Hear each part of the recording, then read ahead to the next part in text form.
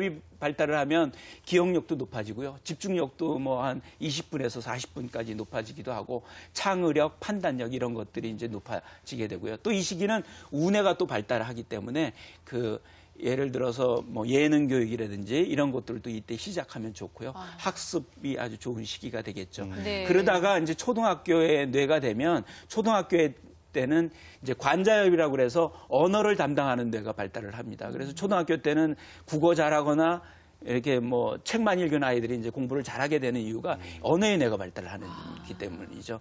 그러다가 이제 초등학교 이제 고학년이 되면 한 4, 5학년이 되면 이 마루엽이라는 부분이 발달하는데요. 네. 이 마루엽은 수학적 추상력이라든지 아니면 공간지각력을 발달하기 때문에 이 시기의 문제들은 도형이나 이런 문제들이 많은데 그런 것은 이제 이때 수학적 추상력이 발달하기 때문에 그러는 거죠. 그러다가 이제 초등학교 한 6학년이 되면서 사춘기가 되면요. 이 뒤통수엽이 발달을 합니다. 뒤통수엽은 이제 시각을 담당하는 뇌인데요. 네. 뒤통수엽이 발달을 하다 보니까 글로 된 어떤 문장의 글보다는 그래서 그래프라든지 그림이라든지 이런 것들을 통해서 파악하기가 더 쉬워지죠. 그래서 시각적인 교육이 이제 많이 이루어져야 되고요. 또 변형계가 발달하기 때문에 정서적으로 좀 불안정하기가 쉬운데 네. 그런 것들에 대한 조절 능력이 이제 발달해서 거기에 맞춰서 이제 교육이 이루어져야 되는 거죠. 그래서 초등학교 교육이라고 하는 건 사실은 뇌 발달에 맞춰서 이루어진다고 봅니다. 수학만 하더라도 초등학교 1학년 때는 수색이라든지 뭐 셈법을 가르치잖아요. 그러다가 이제 4학년 정도가 되면 도형이라든지 그렇죠. 이제 말하자면 마루엽이 필요한 그런 교육이 이루어지기 때문에 이것을 2, 3년 빨리 앞당긴다라고 하는 것은 그게 준비가 되지 않은 상태에서 선행학습이 이루어지기 때문에 네. 효율성도 우선 떨어지고요. 아이들이 좌절감을 느끼기가 쉬운 거죠. 그러니까 말씀하신 대로 5, 6세 때 이제 뭐 예체능 같은 데 조금 이제 발달을 하고 있는데 초등학교 선행학습해야 된다고 갑자기 4학년 때쯤 배울 수 있는 도형을 갖다가 그때 가르치면 아이들은 이해가 잘 떨어지는 거죠. 안 되는 효율성도 거죠. 떨어지고. 네. 예. 결국에 뭐 방송에서 할 얘기인지 모르겠지만 선행학습이라는 거는 맨 땅에 헤딩을 한다.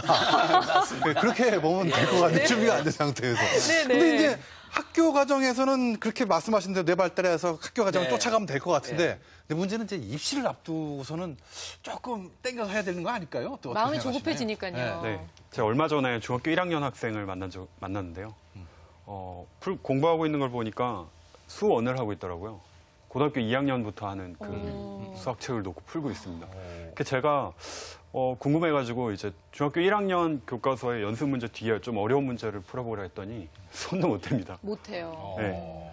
그러니까 이거는 수원을 펼쳐보고 있지만 이건 그냥 시간 낭비나 다름이 그렇죠. 없는 거거든요. 예. 사실 뭐 중학교 과정도 지금 제대로 못하는데 그게 제대로 될 리가 있겠어요. 그러니까 이게 그 어머님들 보시면은 굉장히 이제 자녀분들이 어린 시절부터 막 옹알이 할 때부터 그 빨리 하는 거에 대한 그 강박관념이 좀 있으십니다. 저도 이제 부모지만 이제 좀 기고 아니면 일어서서 이제 하고 말 좀 하고 이러면은 천재인 것 같고 무조건 빨리 이렇게 뭔가를 뗀다는 게 굉장히 이제 큰 행복이고 또 이 강박을 느끼고 계시는데요. 또 학원들, 대한민국 사교육들이 또 어떤 생각을 가지고 있냐면 선행학습이 굉장히 좋은 그 상업적인 전략입니다. 왜냐하면 선행학습은 이제 뭐 학생들한테 너 지금 이것도 모르냐고 막 혼내면서 불안을 조장시키기도 편하고요. 네. 학부모님들한테 이거 모르면 안 된다고 하면 큰일 난다고.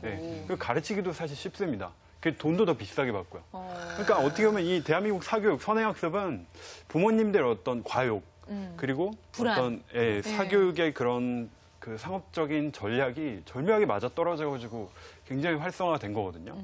근데 그 미국의 굉장히 저명한 그 교육심리학자 중에 로버트 밀 가네라고 있습니다. 네. 이거 뭐 교육학 하신 분들은 그 가네 9가지 수업 사태라고 이 너무나 유명하신 분인데요. 그분이 하신 말씀이 있습니다. 학습에 있어서 가장 중요한 게 뭐냐? 뭘까요? 학습에 있어서. 얘기를 해주셔야지 물어보시면. 가장 중요한 게 그 선수학습이라고 합니다. 선수학습이요? 근데 이 선수학습이 선행학습이랑 다르거든요. 그러니까 선수, 먼저 받았다는 뜻이에요.